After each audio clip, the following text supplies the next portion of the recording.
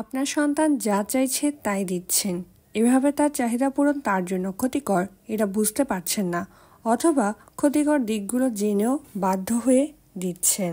Welcome to learning round the clock. বাবা মা শিখলেই শিখবে সন্তান।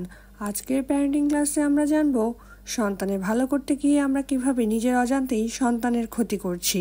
তার আগে চলুন আমরা একটি গল্প শুনে আসি। আজকের গল্পের নাম অন্যায়কে প্রশ্রয় দেবার ফল।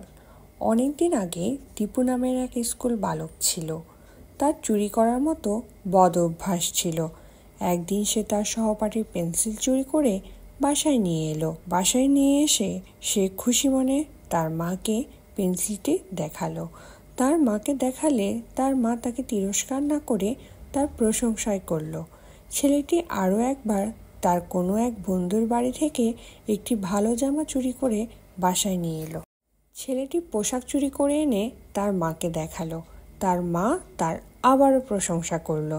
এভাবেই শিশুটি চুরির প্রতি আগ্রহ বোধ করলো। সে খেলতে গেলে তার সহপাঠীদের সাইকেল চুরি করে নিয়ে আসতো। ছেলেটি এরপর ক্রমশ বড় হয়ে যৌবনে উপনীত হলে আরও বড় রকমের চুরি শুরু করলো। সে তার আশেপাশের মানুষের ব্যাগ থেকে মোবাইল, টাকা, পয়সা, দামি দামি জিনিস চুরি করতে শুরু করলো। চুরি করতে করতে সে আরও বড় ধরনের অন্যায় করা শুরু করলো। সে মানুষকে আঘাত করতে শুরু করলো। এভাবে একদিন এক মহিলাকে সে আঘাত করতে গেলে চুরি করার জন্য আঘাত পাওয়ার ফলে মহিলাটি মারা গেল। এরপর পুলিশ তাকে ধাওয়া শুরু করলো। এমন করতে করতে একদিন সে ধরা পড়ে গেল। পুলিশ তাকে নিয়ে কোর্টে নিয়ে গেল। কোর্টে তার চুরির বিচার হলো। এরপর তাকে প্রাণদণ্ডের আদেশ দেওয়া হলো। ছেলের মা প্রাণদণ্ডের আদেশ শুনে বুক চাপড়ে কাঁদছিল। আর মৃত্যুদণ্ডের আগে তাকে জিজ্ঞেস করা হলো তার কোনো ইচ্ছে আছে কি না। ছেলে বলল, আমি আমার মায়ের কানে কানে কিছু বলতে চাই। এই অনুমতি মিললে সে মায়ের কানের কাছে মুখ নিয়ে তার কানের লতিতে আচ্ছা করে কামড় বসিয়ে দিল। মা যন্ত্রণায় আর্তনাদ করে বলে উঠল, ছি বাবা, এত গুরুদণ্ড হওয়ার পরও তোর স্বাদ মিটল না? শেষে কিনা ছেলে হয়ে তুই আমার কানটা কামড়ে দিলি।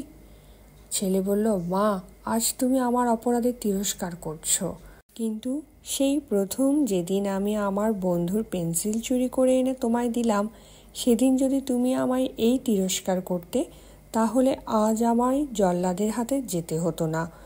মা তখন মনে মনে ভাবল, আমি যদি আমার সন্তানকে শুরুতে অপরাধ করা থেকে দূরে রাখতাম, তার ভুলগুলো ধরিয়ে দিতাম, তার ভুলগুলো থেকে তাকে শিক্ষা গ্রহণ করতে বলতাম, আজকে হয়তো আমার সন্তান আমাকে দোষারোপ করতো না। এই গল্পের সাথে আমাদের বর্তমান মায়েদের পরিস্থিতি অনেকটাই মিলে যায়। কিভাবে তা জানতে ভিডিওটি সম্পূর্ণ দেখবেন। অতিরিক্ত মোবাইল ব্যবহারের ফলে আমাদের শিশুরা বিভিন্ন ক্ষতির সম্মুখীন হয়।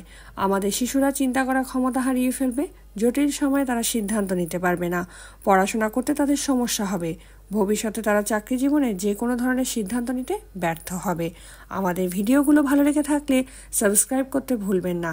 সাবস্ক্রাইব করে আমাদের পাশে থাকুন নিত্য নতুন ভিডিও পেতে। ফেসবুক পেজ থেকে আমাদের ভিডিও থেকে থাকলে লাইক, ফলো করে পাশে থাকবেন। ভালো লাগলে অবশ্যই শেয়ার করে অন্যকেও দেখার সুযোগ করে দিবেন। আপনার সন্তান মোবাইল ব্যবহারের ফলে পড়াশোনা করতে না চাইলেও তাকে হয়তো জোর করে আপনি পড়াশোনায় ভালো করাতে পারবেন, কিন্তু ভবিষ্যতে সে যখন পড়াশোনা শেষ করে নতুন একটা জীবনে যাবে, তখন তার চিন্তা করার ক্ষমতা থাকবে না। কেননা অতিরিক্ত মোবাইল ব্যবহারের ফলে শিশুদের সিদ্ধান্ত তৈরি করার যে ক্ষমতা, তা নষ্ট হয়ে যায়। আমি আমার প্যারেন্টিংয়ের dark side of Gen Alpha ভিডিওতে অতিরিক্ত মোবাইল ব্যবহার শিশুদের জন্য কেন ক্ষতিকর তা সম্পর্কে বিস্তারিত বলেছি।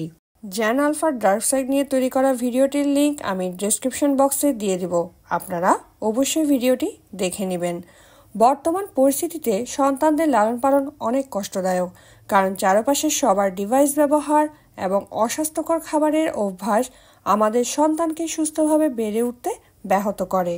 বর্তমানে বেশিরভাগ বাবা মায়েরা বলে থাকেন, আমার সন্তান মোবাইলে আসক্ত, সে মোবাইল ছাড়া কোনো কাজ করে না, মোবাইল ছাড়া খেতে চায় না, মোবাইল না দিলে পড়াশোনা করতে চায় না, মোবাইল না দিলে কান্নাকাটি করে, ফলে বাধ্য হয়ে তাকে মোবাইল দিতে হয়। ঠিক একই ব্যাপারটা খাবারের ক্ষেত্রেও হয়ে থাকে।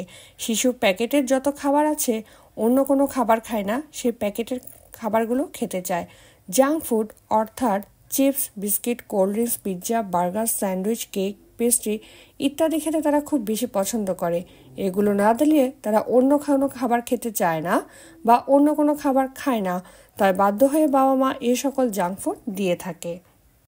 এখন আমার প্রশ্ন হলো, আপনার সন্তান বিষ খেতে চাইলে কি বিষ খেতে দিবেন, নাকি তাকে বলবেন সেটা শরীরের জন্য ভালো না, খেলে তুমি মারা যাবে, তাই তুমি এটা খেতে পারবে না? মোবাইল দেখা শরীরের জন্য, চোখের জন্য ক্ষতিকর, এটা বোঝাবেন, নাকি ক্ষতিকর জেনেও তাকে সাময়িকভাবে শান্ত রাখার জন্য মোবাইল ব্যবহার করতে দিবেন? আজকে দীপুর গল্পে আমরা দেখেছি, দীপু যখন শুরুতে চুরি করেছিল তার মা তাকে প্রশ্রয় দিয়েছিল। দীপু উৎসাহ পেয়ে আবার চুরি করেছিল, মা তাকে আবারও প্রশ্রয় দিয়েছিল। এভাবে দীপু অন্যায়ের সাথে লিপ্ত হলো এবং ধরা পড়ে সে শাস্তি পেল। পরবর্তীতে দীপু উপলব্ধি করলো তার মা যদি তাকে শুরুতে প্রশ্রয় না দিত তাহলে হয়তো আজকে তাকে মৃত্যুদণ্ডের মতো শাস্তি পেতে হতো না। ঠিক একইভাবে এখন আমি যদি বলি, এই জেনারেশনে বড় হওয়া সন্তানেরা বড় হয়ে যদি তাদের ক্যারিয়ার ঝুঁকিতে থাকে, তাদের স্বাস্থ্য ঝুঁকিতে থাকে, তাহলে তারা কি আমাদেরকে দায়ী করবে না? তারা কি বলবে না, কেন মোবাইল দেখলে আমার চিন্তা শক্তি, সিদ্ধান্ত নেওয়ার ক্ষমতা নষ্ট হয়ে যাবে, জানা সত্ত্বেও তুমি আমার হাতে মোবাইল তুলে দিয়েছ, আমাকে মোবাইল ব্যবহার করতে দিয়েছ? সে কি আপনাকে জিজ্ঞেস করবে না, জাঙ্ক ফুড খাওয়া স্বাস্থ্যের জন্য ক্ষতি, এটা জেনেও তুমি কেন আমাকে এই খাবারে অভ্যস্ত করেছ? এই অস্বাস্থ্যকর খাবার খাওয়ার কারণে আমার শরীরে এখন বিভিন্ন রোগ বাসা বেঁধেছে। তাই আমাদের উচিত সন্তান যেন ভবিষ্যতে আমাদের দোষারোপ করতে না পারে সেভাবে আমাদের সন্তানকে গড়ে তোলা। সাময়িকভাবে তাকে শান্ত করার জন্য মোবাইল, জাঙ্ক ফুড এসব তার হাতে না দিয়ে তাকে আমাদের বোঝানো। ভিডিওটি দেখার জন্য ধন্যবাদ।